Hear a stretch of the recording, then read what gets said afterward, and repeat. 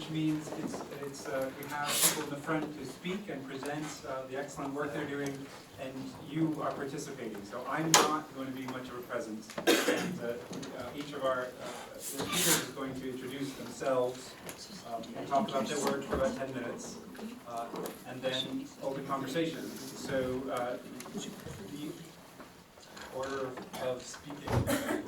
We're working on the order. All right. But the idea, so the order that I know is that Judith Brown is going to speak first, and then Eric. Do you want to go next?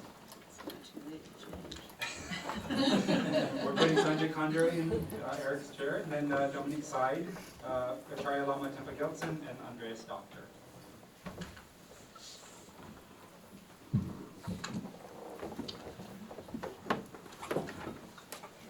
How wonderful to be here. I'm so honored, and all the more because while I did learn Sanskrit and Tibetan, I've never been a translator in that kind of capital T way, and so I've always had a sense that maybe I don't really belong here, although I'm delighted to be here. I'm Judith Brown. I teach at Naropa University. I'm one of the founding faculty at Naropa, so I've been there almost 40 years. And I also, for many years, I've been a teacher in Shambhala International, and for the last 9 years, until Losar, I was the dean of the Shambhala Teachers Academy. So the topic today is very connected to my work both at Naropa and in my work at Shambhala, in Shambhala International. So the topic of teaching and translation is a wonderful topic to address, and I understand this was added as a special session because of the concerns that we all have about Dharma teachers, their qualifications, how they're selected, how we're going to really propagate the next generations of Dharma teachers in this ever-changing world of Dharma in the West. And so this is something that many of us in our organizations think about, talk about. It's been discussed a great deal in my decades in Shambhala, and also, of course, at Naropa University. So I'm very happy that we can have a session to talk about this. We're each going to speak really 10 minutes, not just 10-ish.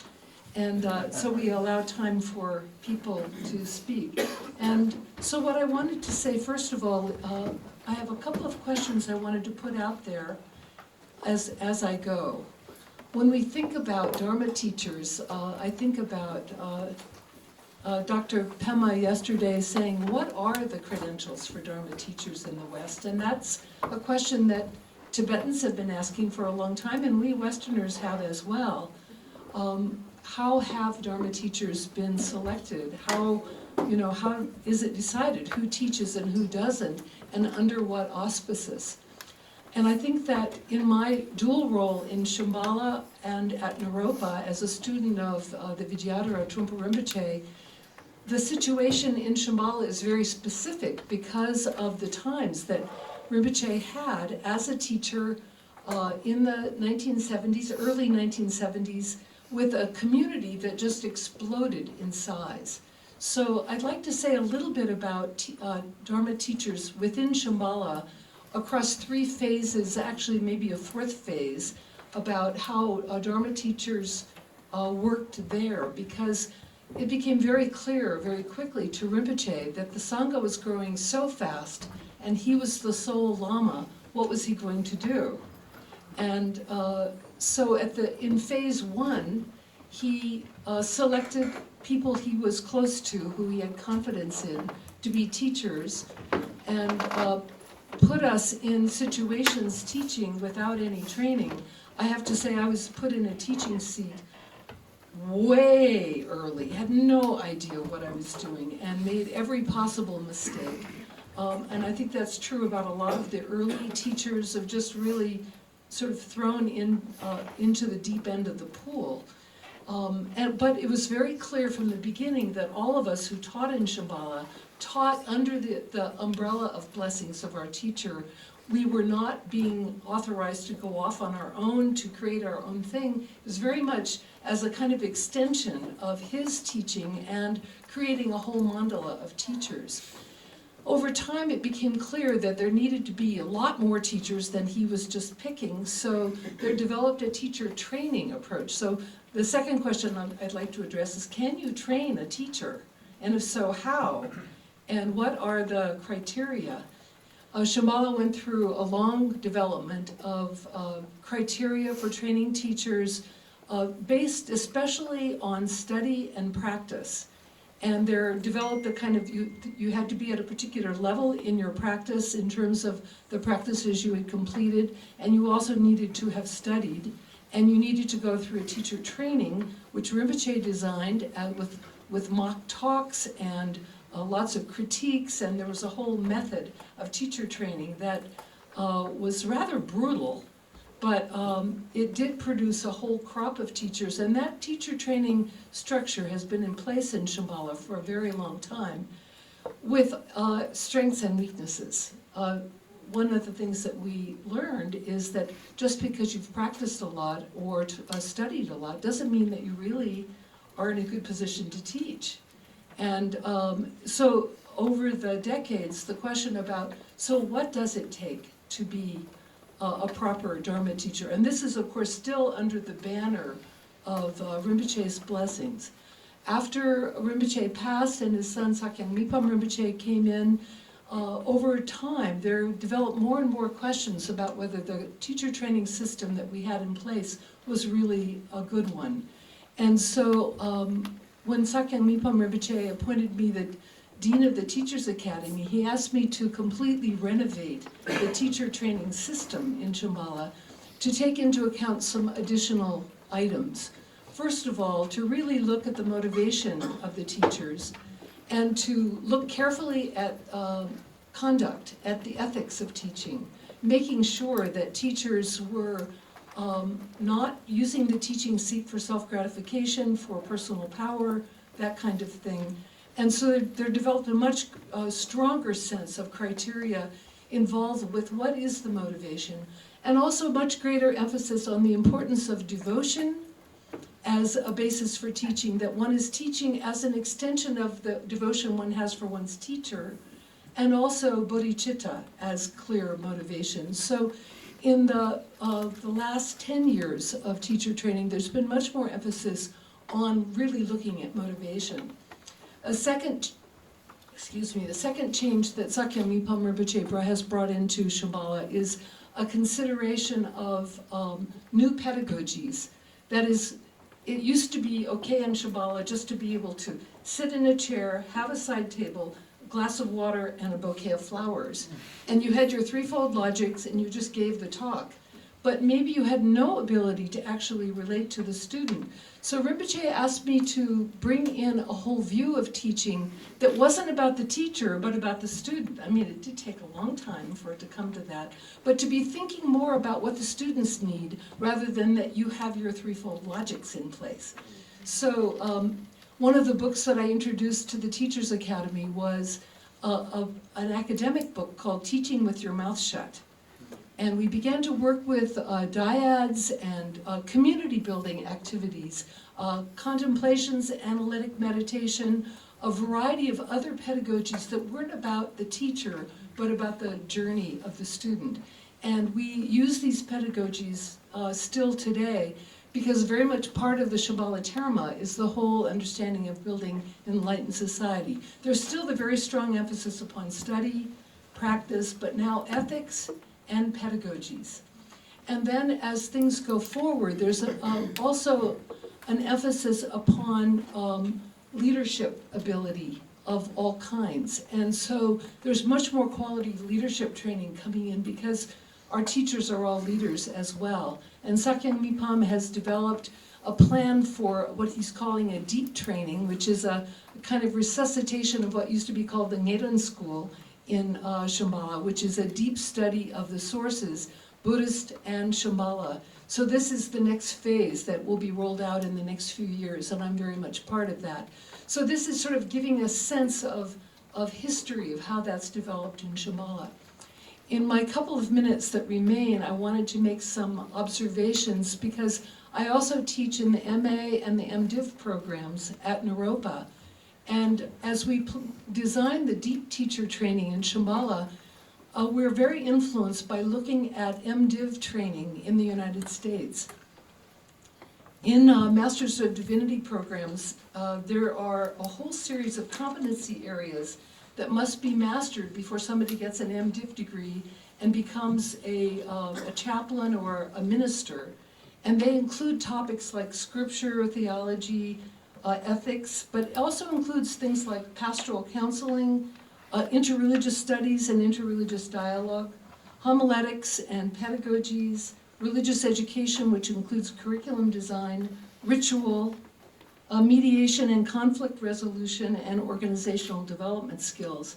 I think that all of us who are Buddhist teachers find ourselves where it's not just giving a talk, and it's also not just leading a class or directing the meditation practice of our students, but we're also called upon in situations of conflict or difficulty for our students. We are called into a situation where groups are in conflict. There are a lot of skills that we are often asked to use that we've not been trained in. And so I think it's a very interesting thing to think about training of Dharma teachers for the future, the role of additional professional training that might be helpful for us to serve our communities more effectively. And that's my 10 minutes. Thank you.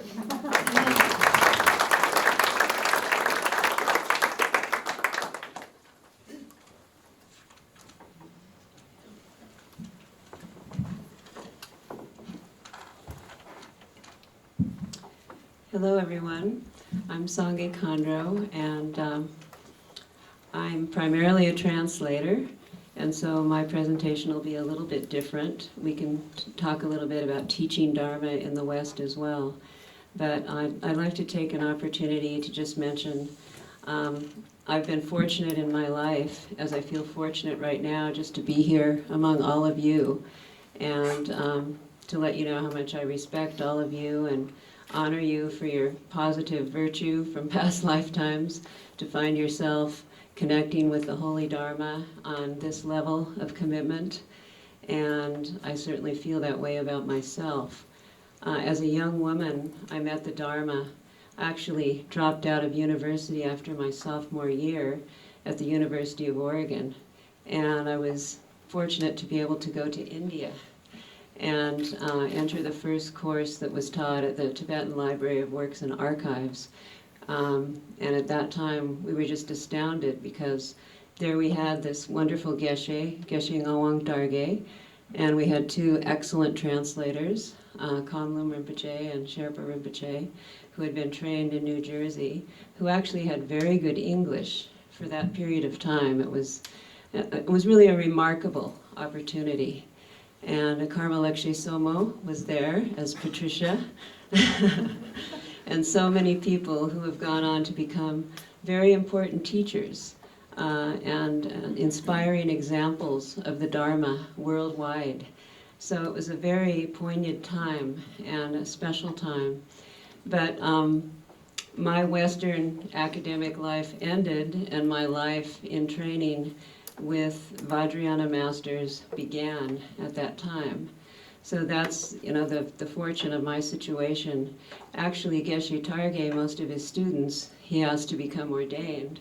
I think I'm the only one that he didn't ask to become ordained, fortunately. I shouldn't say that, but I knew it wasn't my destiny. Forgive me, Anila.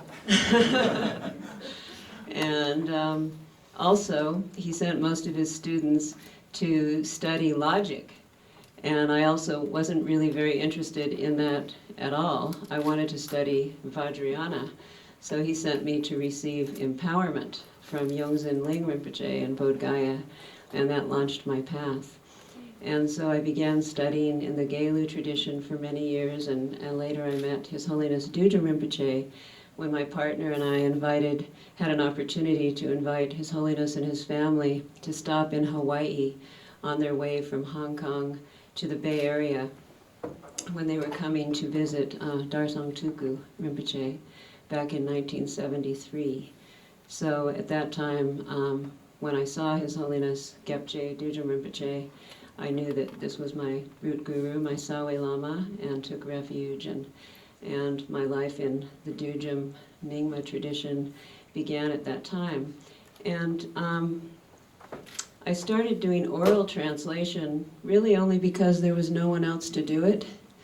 And I felt totally incompetent and untrained, but over the years, I was trained by my teachers, I was trained by my friends, my Dharma family, and I went on to have the opportunity to translate for the senior masters of the century. And so I've been really fortunate to have connected mostly with them. So that has formed me into being a very traditional type of person and practitioner. And so sometimes my stand might seem a little extreme, but that's a little bit of background about why it is so. And it's also true because, you know, these teachers could come to the West and make real changes and real differences. And I got to be a part of that. And so I think, you know, we have to understand the power and the life of the lineage that we've inherited. And we don't really need to be afraid of that or think of it as being foreign, because it has come to us and it's been handed to us, really. Those of us who are fortunate enough to connect with it. You can't force anyone to connect with the Dharma. You can't plan your destiny as a Dharma translator, really, or even as a practitioner. It's something that happens to you. And then you do your best to accomplish that. And so it's been very magical. But what I always try to remember is what is the source of what's been passed down to us. And that came through pure intention, that came through blessing, it came through capacity and potential. The process was historical in terms of the beginning of Buddha Dharma in Tibet and the beginning of the training of the Lotsawas. The great Lotsawas of the past always worked side by side with great Panditas. That was always the case. And this is how they brought the Dharma into the Tibetan language in a qualified way. And so King Trisung Detsen, who knew exactly the value of Buddha Dharma, he was an emanation of Rigsum Gompo, and also probably already, of course, ground level bodhisattva, but never the case, present as a human being in the world in the manifestation of a monarch. So he also knew that he could establish the support of enlightened body in Tibet, and he could establish the support of enlightened mind in Tibet, because he was already doing that. But he was unable to establish the support of enlightened speech. And Rinpo Tuku Rinpoche mentioned this morning very eloquently the value of sung, enlightened speech, as being the word of the Buddha which endures beyond anything else and simply must be established. So the way that it was established in Tibet originally in terms of being brought into the Tibetan language was historical. It was phenomenal in terms of the connection between the great Pandits who were invited by the king, Kamalashila, Shantarakshita, Padmasambhava, the great translators of the day, Barotsana, Chokro Louis Gyaltsen, Kawa Paltsek, Chang Yeshe De. It goes on. And so we know that the connection that they made and the quality of the translation was as good as it gets. There were some questions that came up earlier. Are we of that caliber? Well, we know we're not, But we have the potential. We have pristine mind. We can and we will do this with the blessings of our teachers. And so I think all translators know they have this potential. They also know that they're teachers. And because they're learning Dharma, they're transmitting, they're bringing that to the target audience who are receiving it through them. But let's go back for a moment to the context, because I wanted to bring this up in the presentation that I missed the other day. The context of what it was like. According to Nyingma, it's called the Chewa Truk, which means the 6 greatnesses, or the 6 great features of that moment in time, of the domain of that environment. So there's the greatness of the patron, who was King Trisung Detsen. If we compare that to now, the greatness of the patron, he's in the room. Yes, finally. I mean, I was a translator, as many of you were, for so many years when we didn't have anything close to this kind of patronage. Struggling, getting nothing, barely even getting a bed to sleep on, but being on tour with Gyaltsen Painter Rinpoche and so forth. But still, translators went unnoticed, really basically unregarded. Now it's very different. At any rate, the greatness of the patron, King Trisung Detsen, and now, as you know, Tsadra is the example. There will be more examples. There will be. If our work is of a golden standard, and the example of Dharma comes through us as human beings, if we represent our teachers in this way, it's going to inspire the environment, and the Dharma will take root here. This is not a sterile thing. This is a living thing. Just like it was alive then, it's still alive now. So we have to do this with enthusiasm. So we have the greatness of the patron. Then we have the greatness of the place. The spontaneously manifest temple of Sangye. Some say that Sangye manifested just spontaneously, magically. Whatever the case, it manifested. And that's where the translations took place for the most part. Now, we don't have, a conducive environment necessarily, sometimes very distracting situations, but we can create that kind of environment. And I'm sure that many of us have done that for ourselves, so that we can translate in a proper environment, like being in a shrine room, or perhaps our office where we work is a sacred space for us. When we enter there, we do that in that way. And we may even open our work with cultivating the bodhicitta, praying to the lineage masters, trying to be aware of the view as we translate, and then dedicating the merit in conclusion, so that we have the Dampa Sum, the 3 sacred principles, available to our work. And so we work like that. That's not different from the previous Lotsawas. How many more minutes? That's it. Well, we're only on 2, so we'll come back to it maybe. Okay.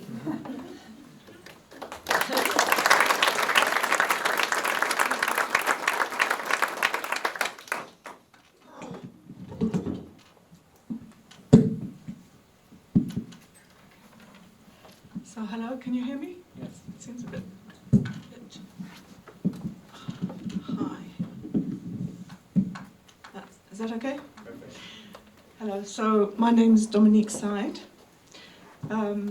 I've been practicing and studying Tibetan Buddhism in the Nyingma tradition with Sogyal Rinpoche for over 42 years. And I'm also half English, half French, which means that for me, this sort of combination of cultures and cultural views and attitudes and so forth is sort of in my blood. But I'm not a translator of Buddhist texts. I'm here and very honoured to have been invited as an instructor of Buddhism. And I've been instructing within Rigpa since the 80s, basically. We started sort of leading courses and so forth, and it was a bit like the way that Judith actually described, none of us were qualified and we didn't know that much, but we just started anyway because there was a need. And we now have over 800 instructors in the world, but what we call instructor is not what you might call a Dharma teacher, because we didn't have actually the sort of instructor training that you did.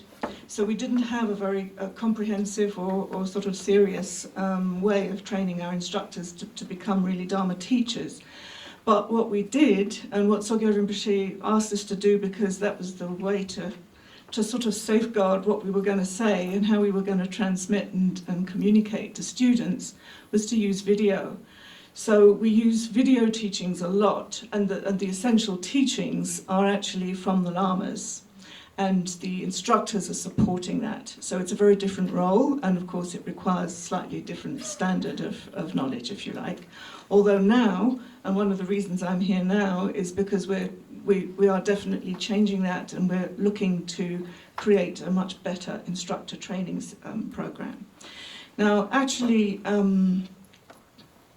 maybe I should just complete that by saying that I've got experience of teaching Dharma in several different contexts. This is something I'll come back to in a minute, which is that there's lots of different types of Dharma teachers and lots of different contexts, right? So I've taught, of course, in Buddhist centres, in the Rigpa Sangha, but then I've also taught in schools. In the UK, we can teach religion in schools. And I taught in secondary schools, and I actually wrote the textbook which goes with the A-level course on Buddhism. So that's a different type of context. And then I've also done a PhD in Madhyamika, so I have some exposure to the university context too. So now, one of the reasons why I was invited to be here today was because I've been working with Dzongsa Khyentse Rinpoche over the last few years. And he's been very concerned about this whole question of who's qualified to teach the Dharma, to sort of try and clarify the situation, not just for now, because right now we have all these older sort of generation people who were sort of trained on the job by their own lamas, right? But for the future, to have a much better system. And so there are several different initiatives that he's begun. And one of them is called the Melinda Program. It just started this year. It's supported by Khyentse Foundation and Rigpa, and it's a sort of innovative sort of experimental teacher training, or Dharma instructor / teacher training program. Because it's experimental, it's just for a few people at the moment, with a view to expanding it a bit later on once we have a better idea of what we're doing. The framework of the training is Ketsun Zangsum, excuse my pronunciation, but that in my language would be knowledge, conduct and ethics, and attitude and character. Yeah, good heart, but attitude and character. So it's very broad-ranging, and to those three traditional elements, we add communication skills, and then actually other things like not training exactly, but educating a bit in psychology to deal with different types of people who come along. You know, when you have students with different psychological problems, and with conflict resolution, and the whole interface with people, you know, with human beings who sometimes are quite confused. So those sorts of elements would be added as well. Now, we've started with a study program, and that's quite innovative in the sense we were studying Madhyamika this year, and Dzongsa Khyentse asked us to have we did 4 different texts, don't scream, 4 different texts in 3 months, from 4 different Tibetan schools, with obviously using commentaries from those 4 different Tibetan schools, taught by 4 different Khenpos or Geshes from those different schools.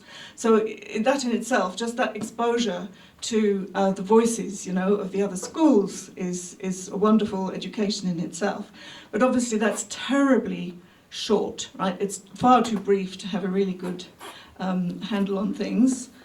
So we then continue through the year online, because, So that's the program so far, and it will continue. It's a long-term program. So that's one thing that I'm involved in now. And then the other thing is a sort of discussion group that Dzongsa Khyentse Rinpoche asked a few people to have about the teaching of Dharma in the modern world and what it might look like in the future, what the challenges are, what the questions are. And there are a few other people on that discussion group who are here, like Woolston and Larry Mermelstein, who may not be in this room right now.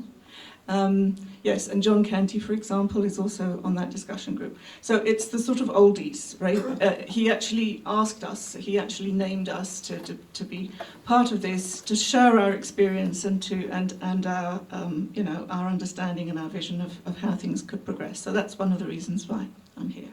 So I think in the 5 minutes I've got left, what I was thinking of doing, because this is such a vast topic, is just to throw out some of the challenges that we've come across, to spark the sort of questions and discussion, hopefully, amongst you, you know.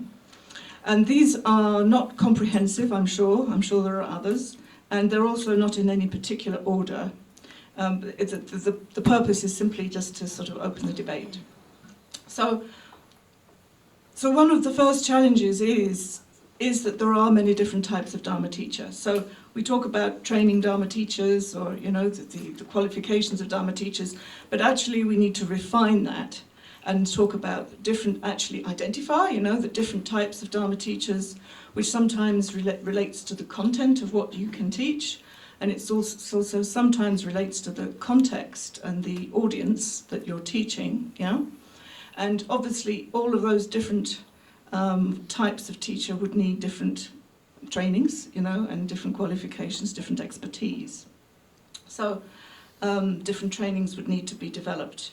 So that's one of the first things that strikes me, is that there is no common definition of what a Dharma teacher is. And then actually related to that, and I have to say, over these last 2 days, this has been sort of crystallized in my mind even more. My feeling is that there isn't a common understanding of what the Dharma is. And of course there are lots of different points of view, there always will be, but there are sort of quite a lot of big differences somehow. Of course there's the university angle, there's the Dharma Center angle. There are differences between traditions. I'm also vice president of the European Buddhist Union, and I can assure you that when we come together, basically we're just polite, because which is a very, very good start. It's a good start because the only way I can relate to it is you have to connect as a human being. And all the ideas about, your tradition is really sort of, you have to just drop all of that, and just connect with people as human beings. But having said that, there isn't much of a common understanding of what the Dharma is, I would say. Because especially in Europe, and maybe here as well, there are quite a lot of groups who've sort of created their own traditions, right? Of people who've learned the Dharma in some traditional context or other, and then who've dissociated themselves from their teachers, and sometimes even from their traditions, and who sort of teach in their own ways. And they call it Dharma, right? And they think they're teaching Dharma. So, there's lots and lots of different ways of understanding what the Dharma is. So that's also a challenge. And especially in terms of Dharma teachers, as you know, the Dharma is the Dharma of scripture and the Dharma of realization. But ideally, they should be combined in the same person, rather than be two sort of separate wings, Ideally, as a Dharma teacher, of course, the balance can change, you can be more of a scholar or more of a practitioner, but you should have a little bit of both. And that is not always the case. And I think actually not just in the West, I think even in Tibet they didn't always get the balance right either. But anyway, so that's I think quite a struggle that we've got right now to find the right balance between study and practice. Then another challenge to determine, yes, there's sort of, actually this is a response to the question we had yesterday from there is no shared set of criteria to determine whether or not someone is qualified as a Dharma teacher at the moment. So obviously within the university context, you might need a PhD or something, right? That might be enough. But within a Dharma center context, there's really no shared set of criteria across Sanghas, right? If there's any criteria at all, it will be Sangha specific. So that's one of the things that Dzongsa Khyentse Rinpoche is actually concerned about, is trying to set a standard that is cross-Sangha. Some sort of core program which we can all sort of recognize, you know, as a sort of basic training. And that actually there are 3 Sanghas together, working together in this Milinda program, his own, Rigpa and Chaduk Khandro's Sangha. Then the 4th challenge, is just 5 of them, so we've almost, yes. The 4th challenge is, that's right, I think this is very important, is that on the whole we're dealing with mature adults, right? We're not dealing with undergraduates. When we're in Dharma centers, we're dealing with mature adults most of the time. Well, maybe you leave the mature out, but adults.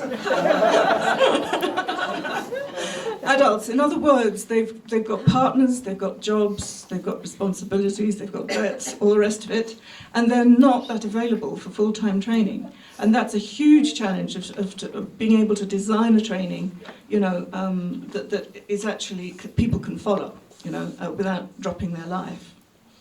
And at the moment, we free ourselves up for 3 months a year, which is sort of quite a big thing. And then the last one is just translate the whole thing about translating Dharma into our culture, not just the, you know, not just sort of saying it exactly always the way it was said, but also making sure that people can understand and relate to it, and relate it to their experience. So finally, yes, another thing I just throw out related to the whole question of training teachers is that certainly in Europe there's hardly any full-time paid Dharma teachers. It hardly exists, whereas I think in America it looks as though that's a bit different. So there's a big question for me, is that should anyone be paid to teach Dharma? And just to sort of set the tone for the Milinda program, when we came to select the people for that program, Dzongsa Khyentse Rinpoche said, it shouldn't be anyone who actually wants to be a Dharma teacher. That was the first criteria. No ambition, you know, nothing, no sort of wish to be somebody, you know. And actually it was all done by recommendation and divination. But one of the problems is that if it isn't a career path and you're not going to be able to make it into a livelihood, or at least not for many years, then people don't invest their time in a training, because they invest their time in a livelihood. Yeah. So there's lots of difficulties like that. But anyway, there we are.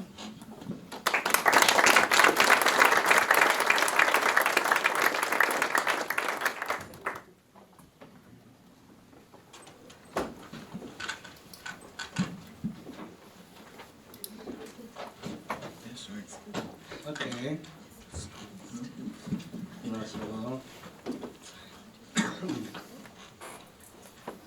Dashitele, and good afternoon, everyone. I'm very humble and honored to be part of this panelist, and very lucky and fortunate to be part of this historic conference. And my name is Tenpa Gyaltsen, and I was born in Nepal, Himalaya.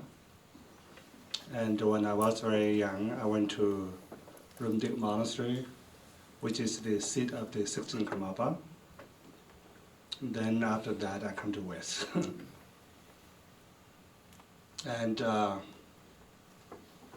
was contemplating about this translation and transmission conference since last one. Okay, now we have the topic, translation and transmission and teaching. For what? What does it really matter about translation and transmission and teaching? And then I remember one of my teachers, Paula Rinpoche, always told me is his vision is to bring complete Buddhism in the West.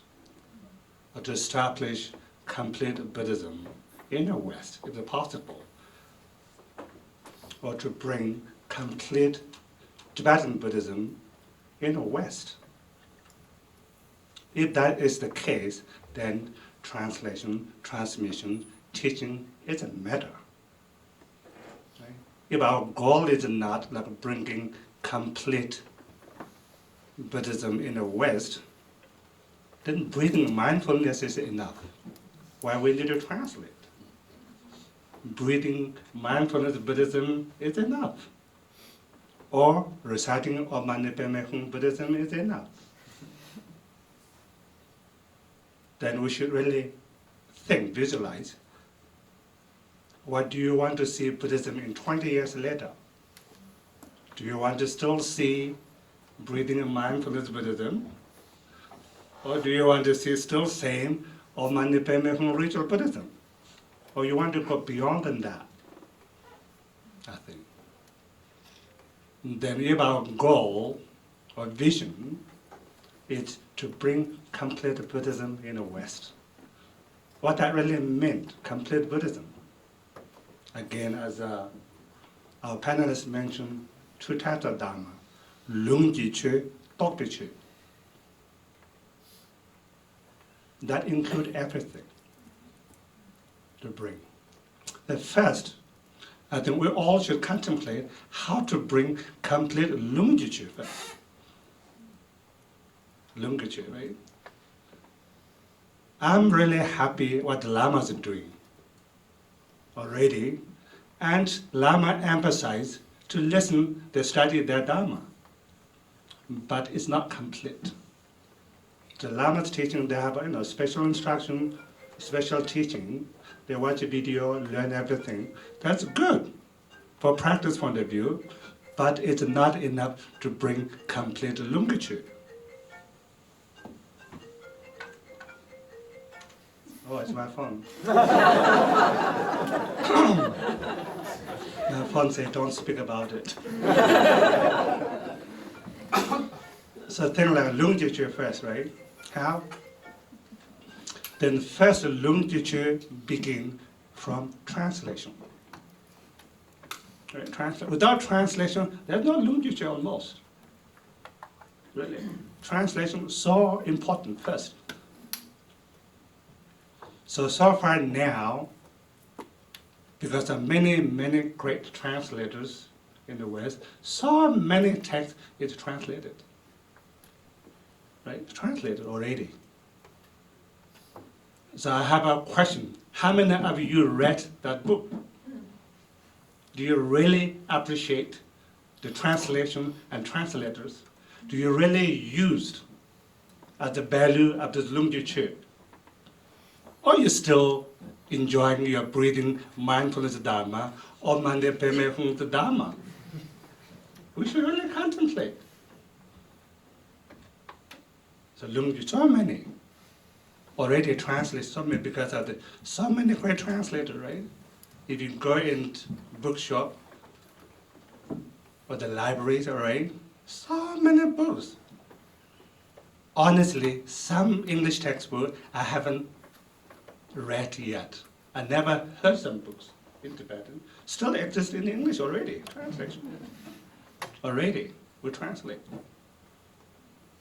So how many people will read, study, and practice? So therefore, for me, I really appreciate. I'm not a translator, but I help. Palke, I cannot help the really tricky translation. They're very good, logical, but some you'll get what they call, you'll get colloquial, and they come to the intent, they don't understand. You'll get for me it's easy. You'll get it, right? Oh yeah. I hope. Then next translation is very important. I'm not going to talk about the translation things. Then next is study, really. Then I want to raise a case here, study and practice. But in the West, all study, almost what they call, consider study is not practice. It's just preparation. Then many Western think we are already fortunate, smart enough. We don't need a preparation. We can just jump into the retreat or practice. I think good. But I said, prove me study is not a practice. Who can prove me? Study is not practice. If you can prove study is not practice, I can prove meditation is not practice. Anyone want to challenge? Study is not practice. Yes, study is practice. So tell me, shut up.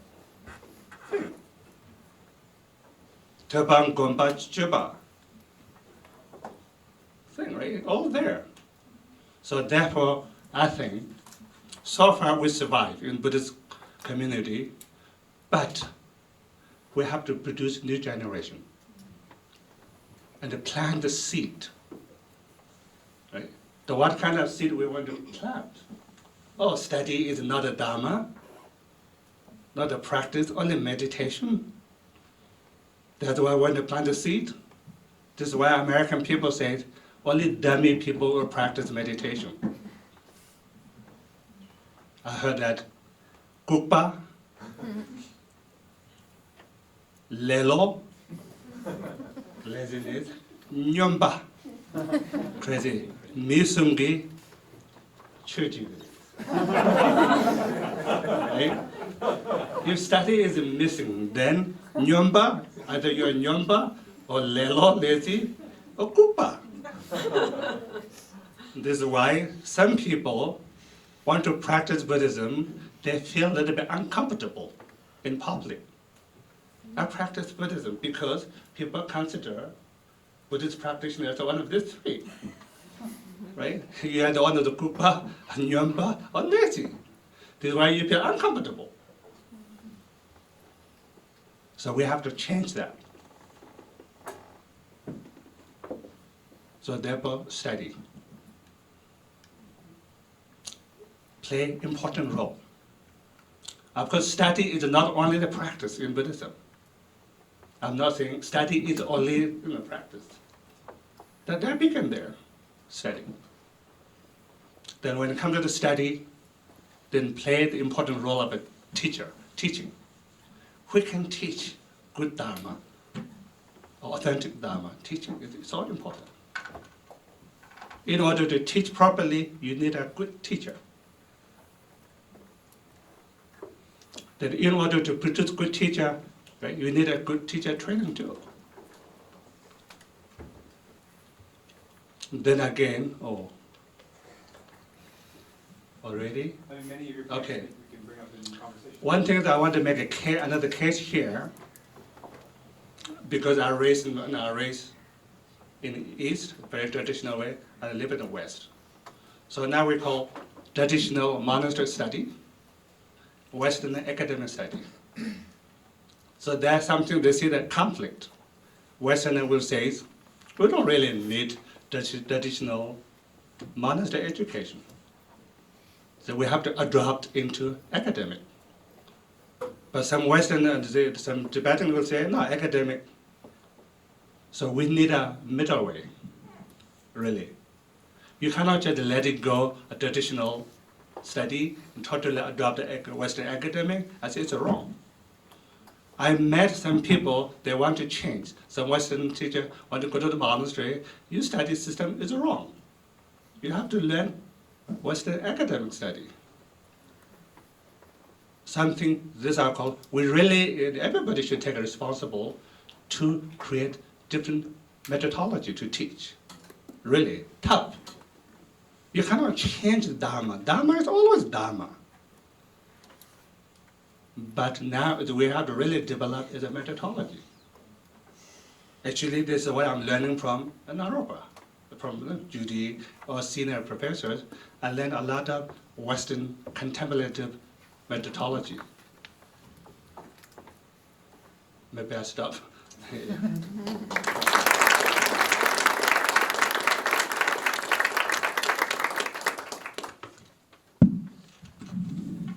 My My name is Andreas, doctor. I used to live in Nepal for 20 years.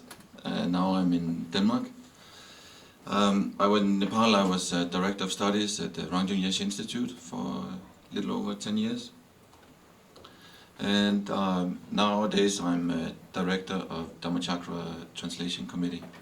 And I'm also involved in 84,000 on the editorial board there. What I wanted to say today is in many ways aligned with what Lama is saying. If we think of those two that we have mentioned now several times, how Buddhism is transmitted through study and realization, then if we consider what kind of teacher training we need in the West in order to uphold Buddhism, then if our aim is to uphold Buddhism 100% and have it transmitted 100%, then we also at one point need to have Buddhist teachers who have the exact same qualities, not 95% of what we see in the great masters of Asia. Today we need that 100% in Westerners as well. Otherwise, we only get 95% of what we have now. And if we go for instructors, if our aim is, or if we put the bar at 20%, then we only get 20% of what Buddhism is today. So I think our goal needs to be equivalence and 100%. And if we, so we need to look at how do we transmit scholarship and realization 100% into the West. And I think, of course, that it's hugely complicated issue. If to say in a few minutes some of the thoughts I have concerning the transmission of scholarship, then if we look back over the last 50 years, then we can see that there's been a tendency among Buddhists who were interested in intellectual studies to go to the universities and pursue studies there, because in the West it has been so that if you want to somehow spend your life studying the Buddha's teaching, then the only way you can really get a living doing so is through the academic career, getting a PhD and teaching, getting a tenured position somewhere. So this has been quite. I should say also I have a PhD myself in Buddhist studies. So I find great value in that. It has been very very good for me as a person to be part of that academic tradition. But the one major limitation I see in the academic approach is that as a member of the academy, you are supposed to write sort of dispassionately and objectively about Buddhism. So you write about Buddhism rather than for Buddhism. And what that has done we have many great studies, translations, and publications have come out over the last 40, 50 years that have contributed tremendously to our knowledge about Buddhism. But what they have been lacking is that, in my mind, that they have not been able to transmit Buddhism.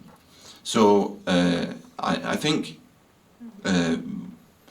we need to find ways that those of our younger generation who are who love philosophy and who love scholarship, we need to find ways that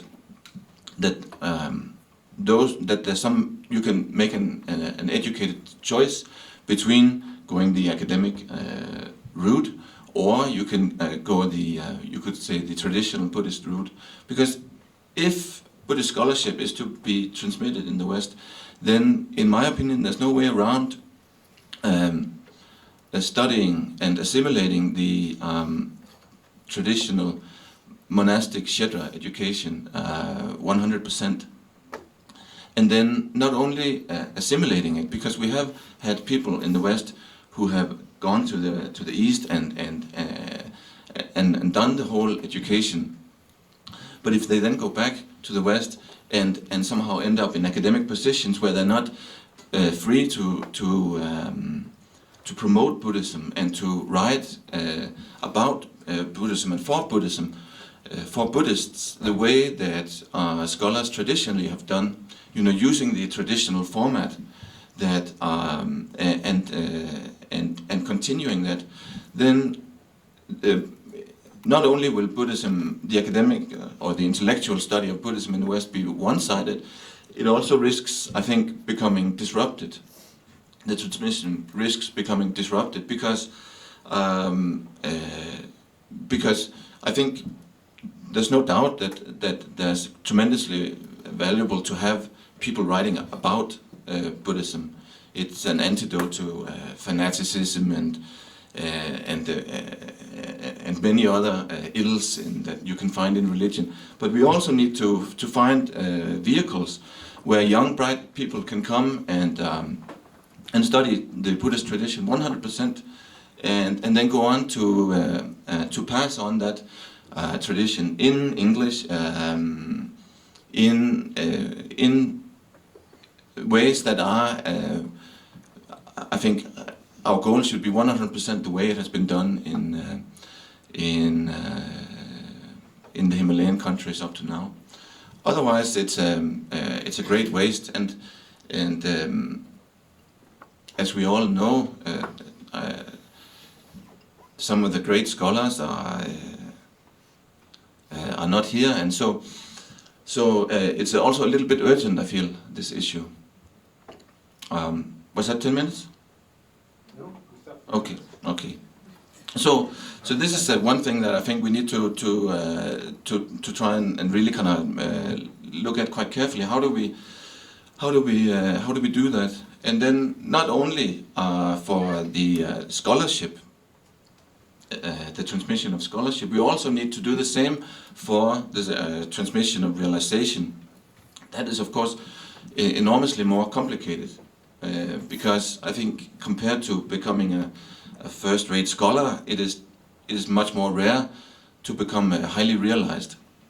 So that is something that I don't feel qualified to address. But at least I think in terms of the scholarship, now we have a great opportunity, because we still have the living tradition, and we still have great masters who can guide us in setting up these educations.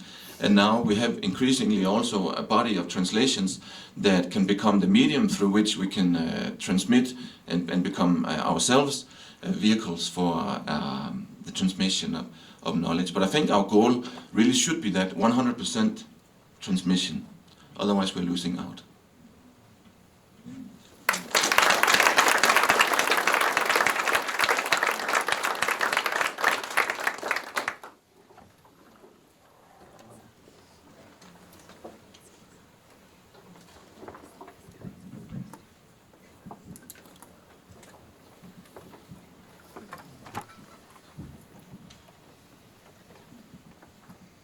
I want to mention a nasty 5-letter word, money. It seems it's it's actually, I'm a therapist, and money is harder to talk about than sex. And I think in Dharma communities, it's even harder to talk about than with couples.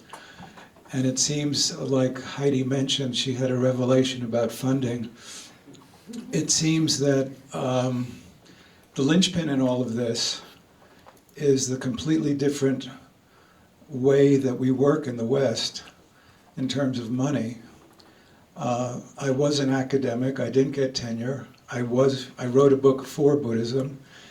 That wasn't appreciated that much. Thank you. And I have a day job. I love my day job, but I work with students. I'm a Buddhist teacher. I'm a Buddhist Lama. And we're trying to, form a coming generation, and, one's got to be an academic, and one's got to be a psychiatrist, and one's got to be an administrator, and they've all got day positions. And we don't have a mechanism in this culture for supporting whether it be the full-time practice or the full-time study or the combined study and practice. And I think if we went around this room and heard everybody's story about how they pieced together their practice commitments and their work commitments and their money commitments and their study, it would be a buffet. I mean, the buffet would look different with every person, but it's never, to date in our culture, people are struggling with the issue of financial support to do, whether it be the study or to do the practice. And I think that's kind of the lynch. All the stuff that you talked about in terms of qualifications and creating programs is fantastic. But what do we do in terms of person says, how do I support myself? Harvey, one of the things that I share with you is that concern, and also the tendency to, our culture in America at least is very market driven. So some Dharma teachers who really want to make a living as Dharma teachers are forced into a market mentality about what they're teaching, and so they have to have their particular unique topic and their glossy ads in the magazines we all know about, and the sense of competing with each other for the meditation dollar in order to make a living. And I often it breaks my heart about how this is changing what people are teaching, what they're saving, what they're preserving and propagating from their lineages because of concern about livelihood or fame or having their particular niche. And so I think it's not only an individual problem, it's a problem about what Dharma is being really taught in most places in the popular world. Part of my job with Naropa sort of sent me out as a spy/ambassador to a lot of mindfulness, secular mindfulness settings, and just being there and seeing the kind of environment in which the teachings are being presented and all the things that are being lost, that are not being taught, that are not being brought forward.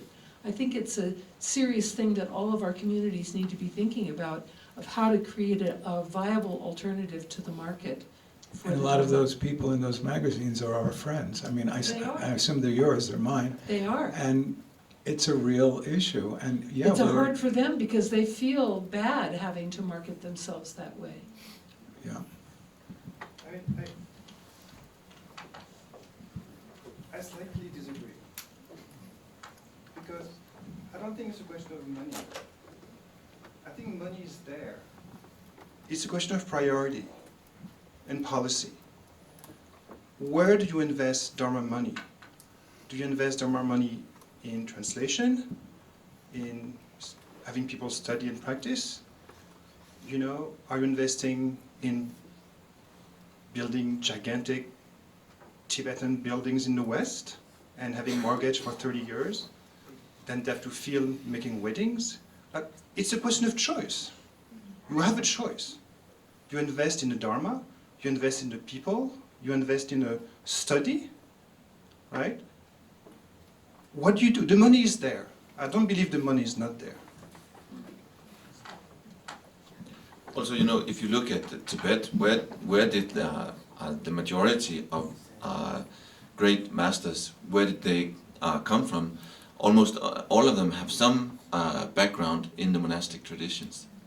I think for if we look historically, it is much more difficult as a layperson to negotiate all that entails with becoming highly learned and realized. So at least we cannot just assume that an entire lay tradition in the West can really come to easily embody the qualities that the monastic tradition in Tibet has produced so eminently. Thank you, Andreas, for speaking about the 100% importation, because that is essential. If we don't set our goal there, we have already failed. And but in this conversation, renunciation has to be the ground. And to me, a Dharma teacher's qualifications are summed up in having overcome the 8 worldly dharmas. And setting up a glossy life for yourself and being a paid Dharma teacher and offering some program, you've lost. And you don't have to become a monastic, but you do have to suffer. You have to give up your comfort. Otherwise, where's the Dharma?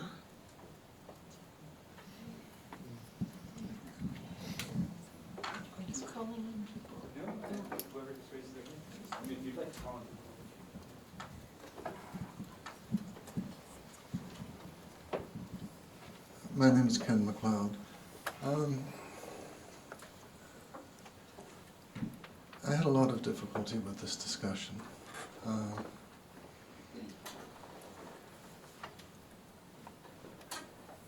Rinpoche, my own teacher, Kala Rinpoche, after I'd completed 2 or 3 year retreats, sent me to Los Angeles. And Trungpa Rinpoche, Siddha Rinpoche, Khandro Rinpoche, on separate occasions, all made it very, very clear to me that I was completely on my own.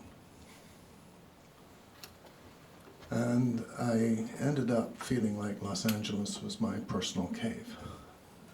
Nobody wanted to have anything to do with the damn place. And in retrospect, I'm very, very grateful for that, because I had to create everything from scratch. There was nothing to build on. And I had to reach far, far outside the Tibetan tradition. And I'm very grateful for that. I find the comments about 100% complete transmission of the Dharma very disturbing, because I have Theravadan and Zen colleagues, and I would wonder what they would feel like if they've heard those words being thrown around here, because they're very, very vibrant traditions. And that made me very uncomfortable, because they have carved out their own ways of practice, and they're very, very viable, and really established very deep roots in this country. And I'm very, very glad to hear, Judith, that you've been sent as a spy, because I think there's a lot to be learned. We live in a post-industrial culture, which is going through tremendous changes, so that the period of affluence that my generation grew up with, that's over, and it's over completely. Not only that, from an economic point of view, it is far, far more expensive to practice Dharma now, let alone train and to be a teacher, than it has ever been historically. Because the productivity in the environment, in the culture, in our economy, with the advent of computer innovations and things like that, has made many aspects of our culture much, much cheaper, which means the aspects of culture where you cannot raise productivity become much more expensive, and that includes healthcare, education, and the practice of Dharma. When I give retreats, the major expense for the people that come to my retreat is not the cost of my retreat. It's the cost of lost income. For an attorney, a doctor to attend my retreats is easily $30,000 to $40,000 in lost income. So I agree with Eric. The money's here in the culture. There's no question about that. How it's spent, on what it's spent, I think those are very, very important decisions. And I greatly appreciate what I received from my own teacher, and to hear all of you speak about what you've received. It's very, very clear you have the same kind of devotion and dedication. But we're in a different ballgame here, and we have to be much more creative. Rather than reproducing those models, we've got to come up with our own. Do you want to comment before we go to the next question? Hi, my name is Kaya Fisher. I'm a translator with 84,000 with my mentor Lozang Jamspal. The conversation about money is super real to me, and I'm here not without a PhD. I have a master's degree, and I'm very fortunate to have received this grant from 84,000. I want to drill a little deeper in this. Heidi, your comment that we're meant to suffer is really, wow, I'm wondering just sort of how much. And I want to like be super uncouth a minute and talk about dollars. So we have a grant from 84,000 for a very long book, and we settle on a number of $175 a page for a book that's going to be about 450,000 words. The Vinayak Shudraka Vastu, which is a 2-volume work on the minutiae of the monastic discipline. That's a $210,000 grant. And when I wrote it, I thought, good God. And then they approved it, and I thought, wow. And there's 2 of us, so that's my share. If we split it down the middle, is $105,000, ladies and gentlemen.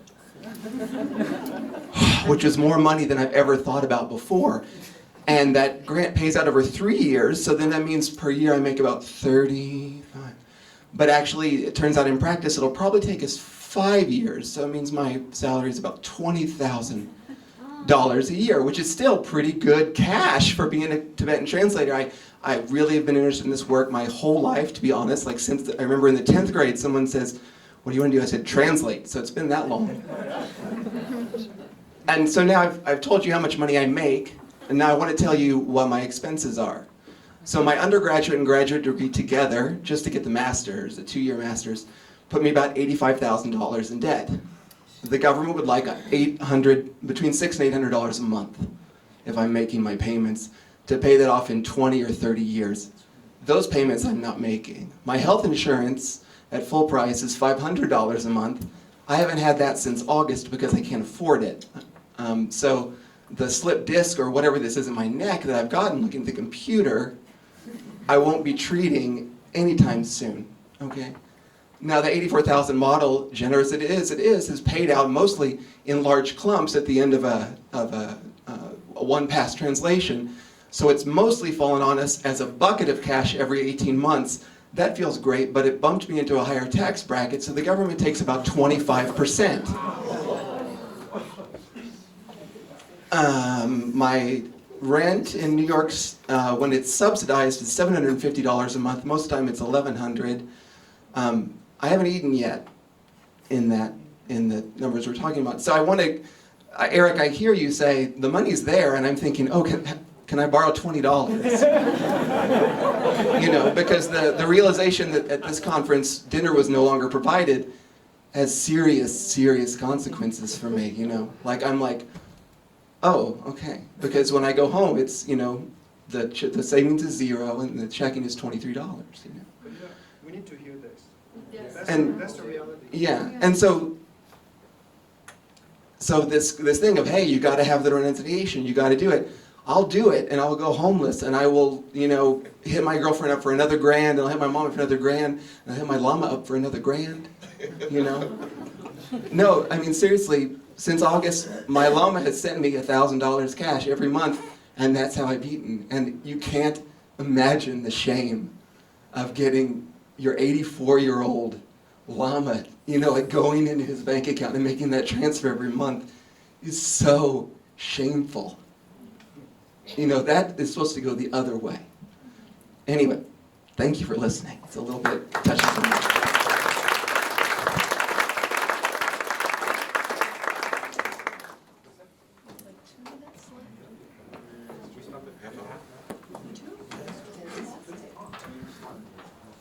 But it's interesting to hear what people have to say also.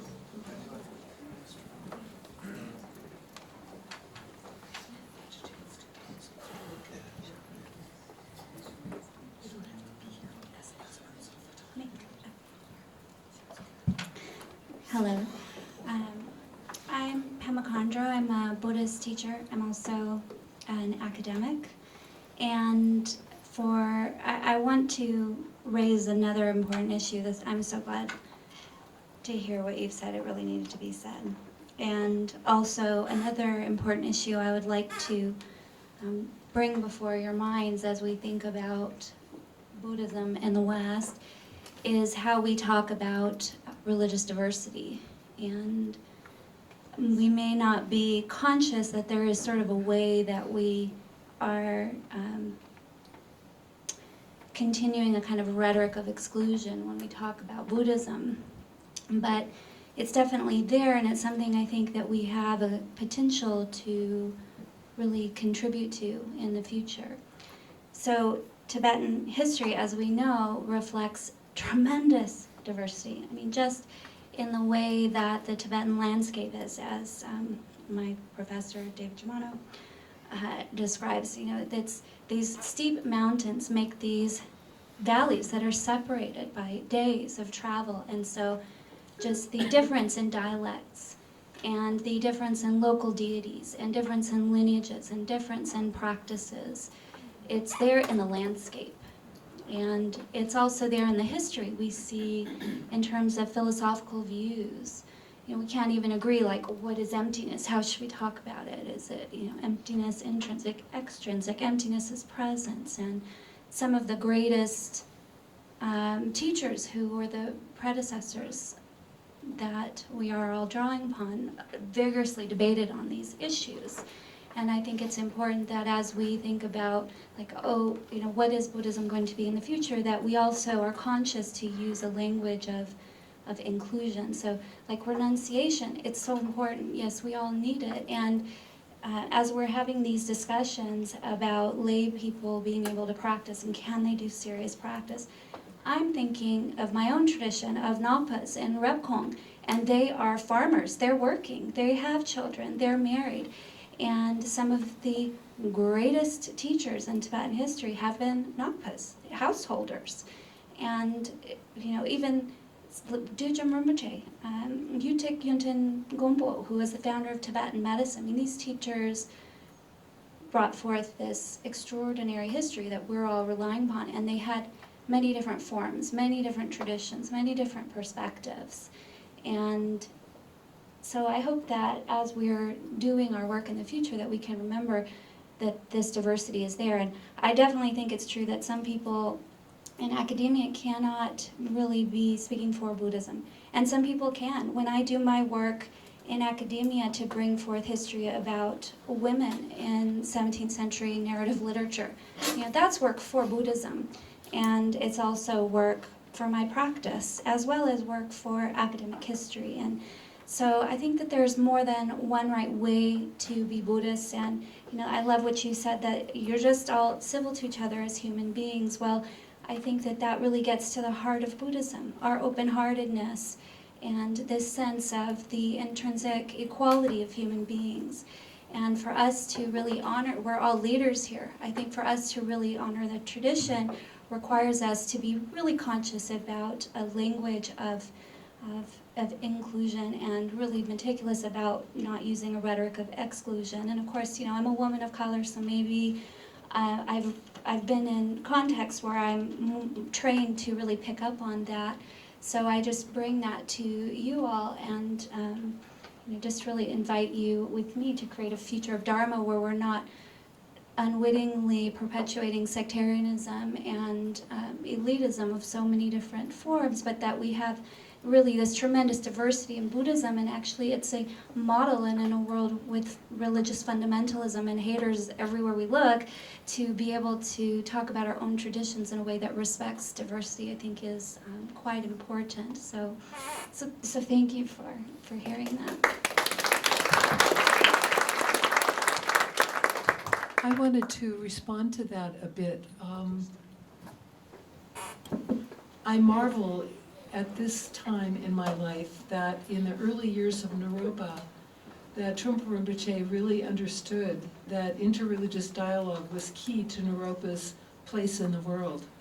And he, as someone who had been very influenced by interreligious dialogue in his days at Oxford and in the UK, he got involved with dialogue. And when he came to Naropa, one of the first things he asked us to do when Naropa really became a year-round university was to begin to engage in particularly Buddhist-Christian dialogue.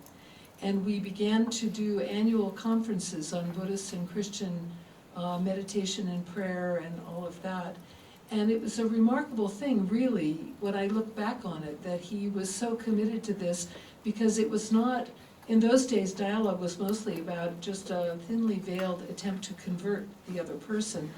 But he had a real commitment that he had a very rime approach toward Christians and toward other Buddhists. And so these conferences, which happened every year in the 1980s, were all gatherings where the Buddhists respected each other, the Christians respected each other, and it became really fundamental in the fabric of Naropa's founding and development. And none of us, as his students, were that open-minded, and we thought he was going to go in for the kill or something. And I think the profound thing that I got from him was that rime approach is so fundamental to Dharma in the West and Dharma in the world, and that can be carried to a variety of areas of inclusivity, of really looking for the authentic Dharma in a lot of different places. So I so appreciate your bringing this up. I think it's very important that if we as translators and teachers can really take that to heart as part of our approach, I think it really is of tremendous benefit, and I think it's wonderfully heartening to see how Tsadra has embodied that rime flavor in terms of who's here and who's in the conversation. Hello. Well, thank you very much I want to thank you for being here. I've learned so much in these past 3 days. I'm from Brazil, and Tibetan Buddhism is much newer in Brazil than in the American and Europe. I belong to Chadugompa. I've been living at Chadugompa Khandro for 19 years now, so I'm full-time resident staff, and we have at Chadugompa Khandro about 40 to 50 full residents, like people who live there and practice there. We have like a routine, just to share with you a little bit of our reality, since we're all sharing, and how could Buddhism be transmitted in the West or be lived in the West. So this is the way Tsadra Rinpoche felt, like we are all lay people. We have families, kids, a variety of like ages, races, sexual orientation, and men and women. It's like Rinpoche was very open-minded, and that was very inclusive. So, and we are also full-time practitioners, and we work to support the monastery. I mean, monastery is a weird, because it's not a monastic community, but anyway, the Gompa. So I think it's, of course, money is a challenge. And we, as residents and staff, we don't receive any payment. We receive housing and food and some help, but somehow money always shows up. The Gompa is sustained by its events and by its store. We have a store that sells Buddhist articles. We have a flourishing Buddhist Sangye in Brazil who consumes these articles. We have a publishing house who's translating first from English into Portuguese, but now more recently from Tibetan into Portuguese. And so I think it is possible to be a lay person and a fully committed practitioner and in the West, and keep the tradition in a way, because like at Chadugompa we are fully trained in the whole ritual procedures. We do 2 drupshins a year, the Vajraklaya drupshin and the Essence of City drupshin. We have a yearly Dzogchen retreat, and there are people who do the Nundro, and we have events like teaching events and meditation events during the year. So it's not without obstacles, of course, but it's happening and it's flourishing. So I think there are ways to do it, to try to bring it. And for me, the most important thing I think from Rinpoche is, like, in a way he was very, very traditional. In the way he taught the ritual, in the way he transmitted the teachings, in his requirements to receive the teachings. And but on the other way, he was completely open-minded in what was essential, I think. Like, he was like, we had I was married with my partner, who's a woman, by Jigme Rinpoche and Chadu Khandro 3 years ago at our Buddhist temple. So this kind of thing, you know, and at the same time, the very precise honoring the lineage and how things are transmitted is also there. So, I don't know, things for us to think about.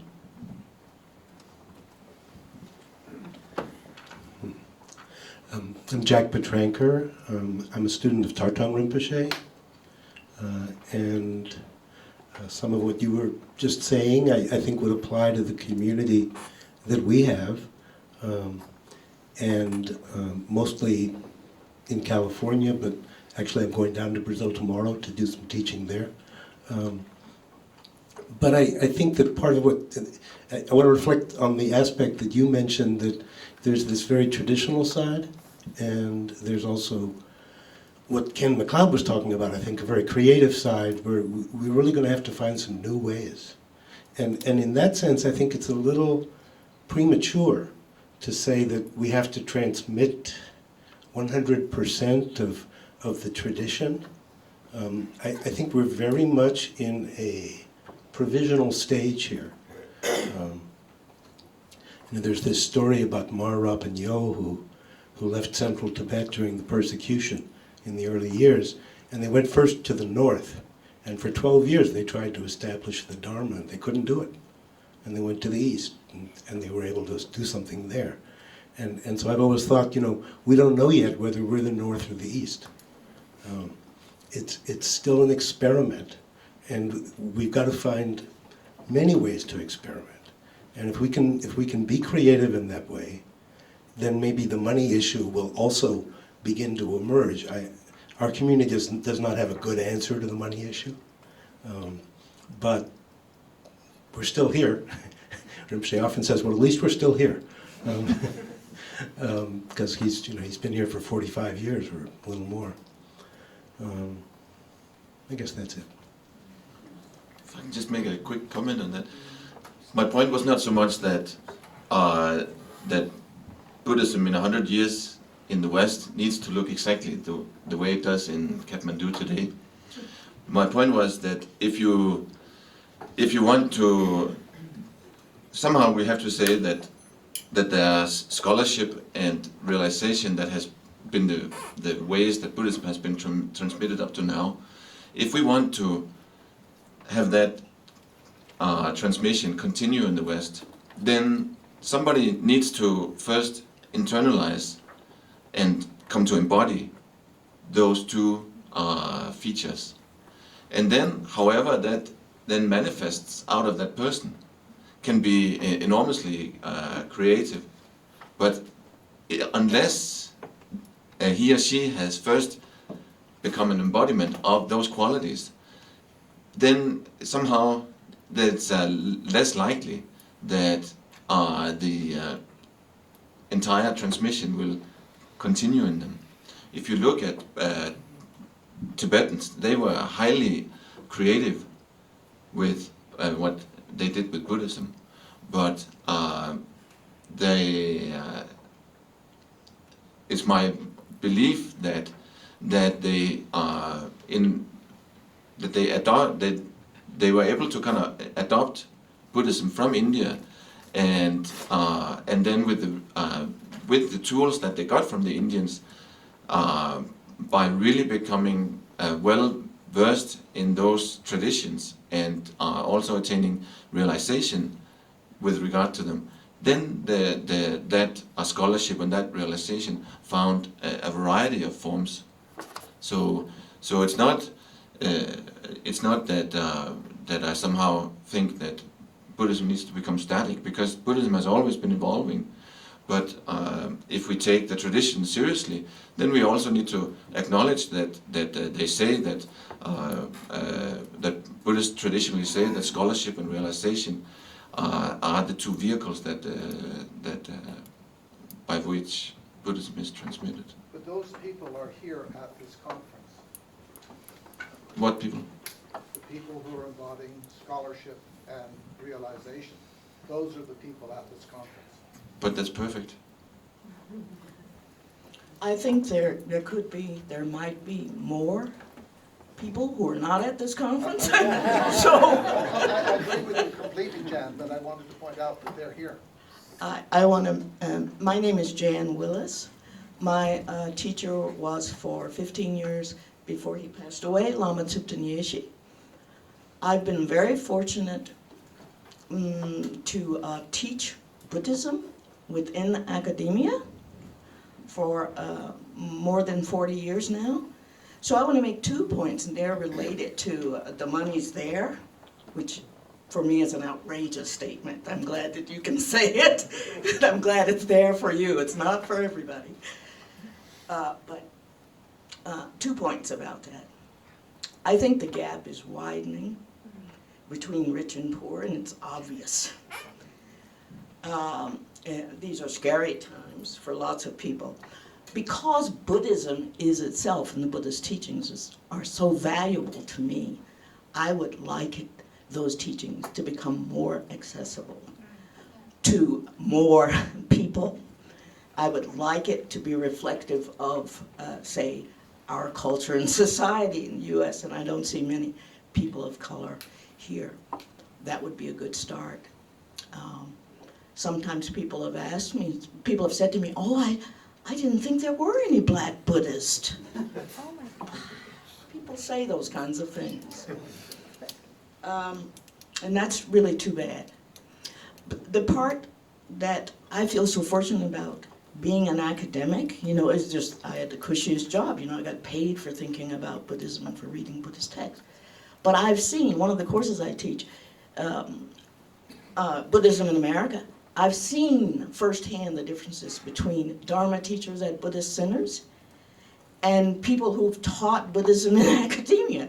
For one thing, we have pensions. And people who devote their lives to teaching Buddhist Dharma and to practicing and to going on retreats don't have those options.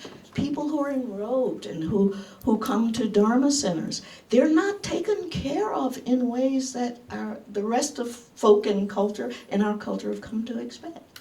There's no health care plan. There's no, you know, so this divide,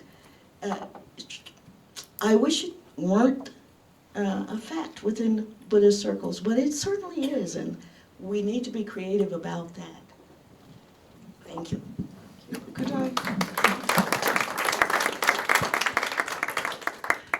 Could I respond a little bit to these different points about the money side and the practical side and the accessibility side?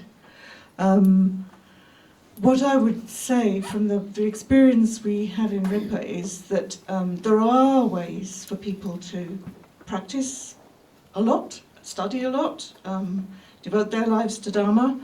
And we do, I mean, within Rinpa we have a scholarship fund. We have a residential community of 150 people in Larabling who are supported. So there are ways, right? However, what we feel now is that financially the models that we're using are not sustainable.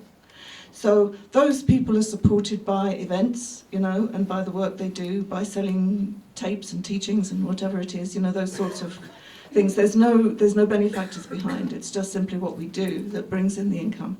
But just to give you an example, we have a Sangha of 12 monks and nuns, but we're in France. And the law is, for monks and nuns, is based on Christian monasteries.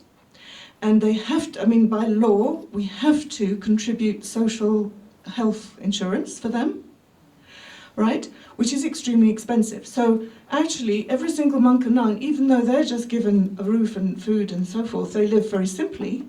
But for Larabling, each monk and nun costs 15,000 euros a year. That is like the SMIC, you know, it's like the minimum wage, right? They get nothing, but still, somewhere, we have to find that money to support them. And everybody is on sort of minimum, right? We're all on, some people are even on less than that, but for the organization, because of the law, we have to pay that sort of money behind every single person. Now, then we want to make Dharma accessible. But you know, how are you going to make it cheap if you've got those sorts of costs behind that you've got to cover? So somehow the financial model at the moment for our organisations anyway is not based on donors or benefactors. It's just based on income, you know. And somehow I think that's going to be unsustainable, because especially in the future people have less and less money anyway. And we want to make the Dharma more accessible, therefore we don't want to put our prices up, you know. So there's this constant struggle. But however, I mean, I just wanted to say that needs reflection on what sort of model can we develop and how. But that it is possible. We do have scholarships for people to do long retreats. We do have this scholarship fund for people to do even structured training and so forth. People actually are happy to be asked for funds for good things like that. You know, when they're specific projects, they know what it's going for, and they're happy to give. But it's limited because people have less and less money, spare money, you know, to be able to give that way. So I think we do need to be much more creative and just create new systems to support the Dharma for the future if it's really going to be expanding.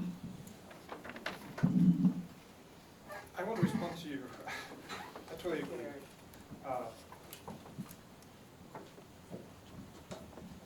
if I look at, you know, how Christianity came to Europe, right? They didn't start building the cathedral on day one. And I feel one of the things I've been struggling with, at least with Tibetan tradition, is that instead of investing in people, investing in learning, investing in studying, investing in practice, we started to build the cathedral first. And there was a tremendous waste there. Instead of investing in people and in Lungpeche and Tokpeche, we didn't use the money wisely. And that's what I'm saying when I'm saying that there is money. The way it's been used so far, it's not necessarily the wisest way.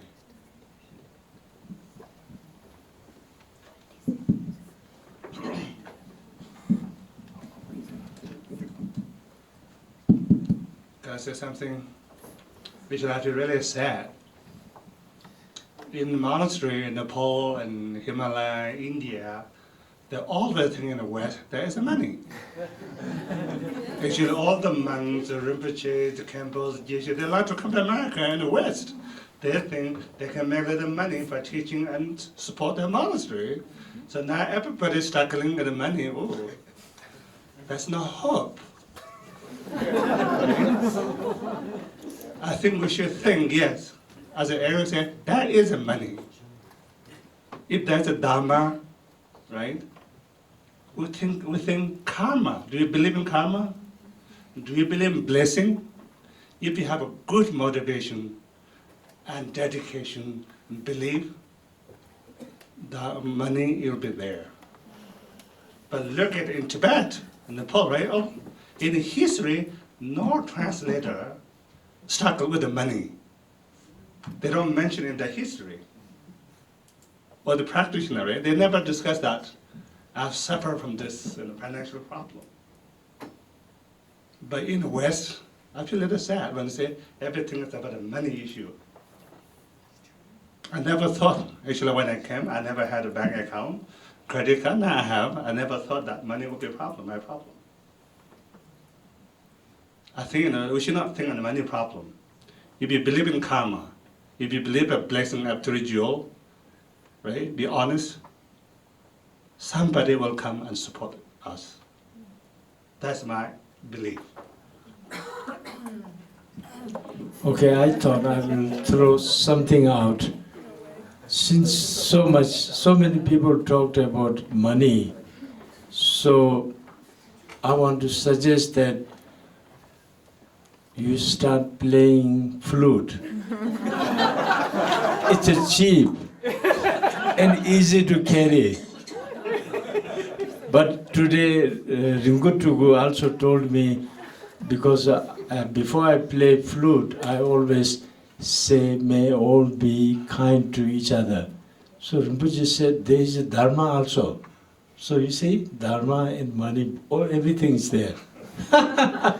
It's my joke.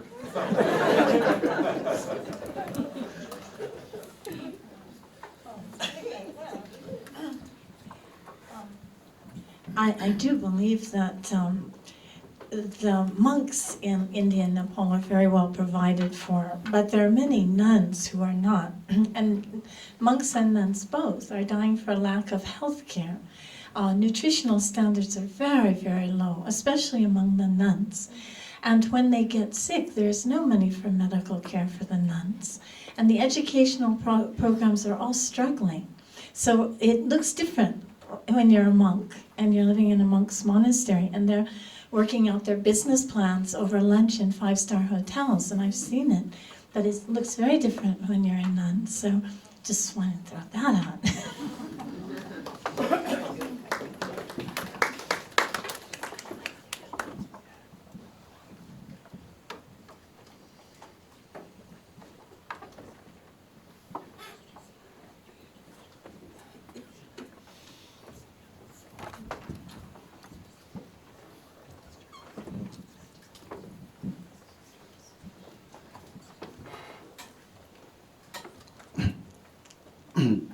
My name is Kempo Gawang, and I'm from Umbrella Monastery. Now I live in Memphis, Tennessee. And you mentioned this health issue in the monastery. I just have one story. I think it's for me personal. One time, my cousin, he was sick at the Umbrella Monastery. He always saying that he had a stomach ache, a stomach ache. We thought he had a stomach ache.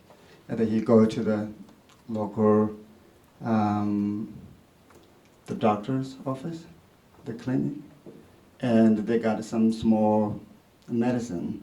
Then later, he is getting worse and worse. At that time,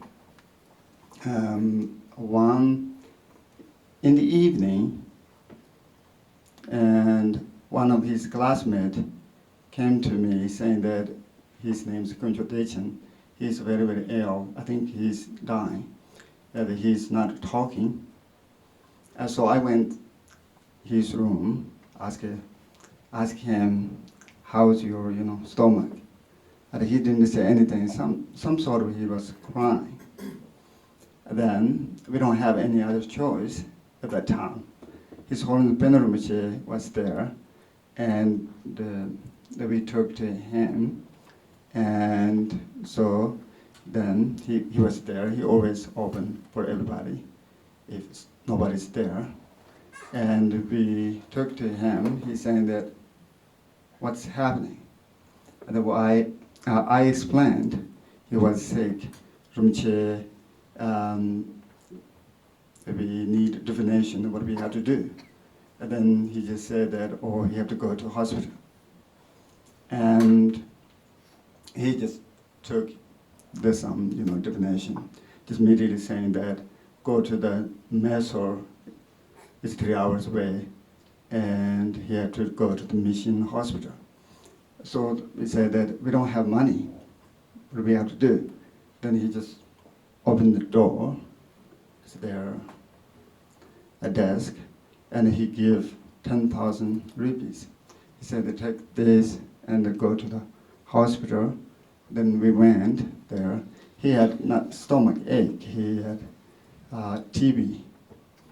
And this afternoon, they took some water, is later known, the back of his. He had some sort of water problem inside of the stomach. And then he was laughing this evening. It's not, huge problems. And sometimes, this kind of, in the monastery, we have problems too. And this morning, and now we have lots discussions about transmission and translations. It's a really very, very important, my point of view.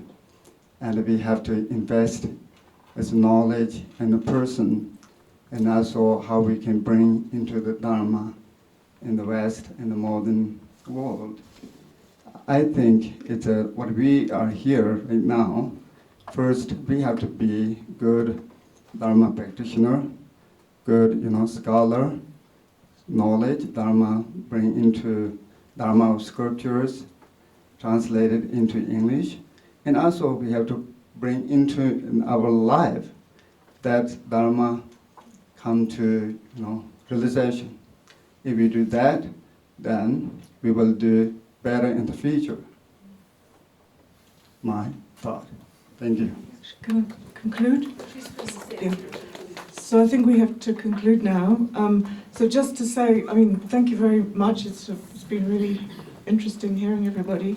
I think just to sort of rebalance things, a lot of you spoke about money in one way or another, and obviously, clearly that reflects something, like a real concern there.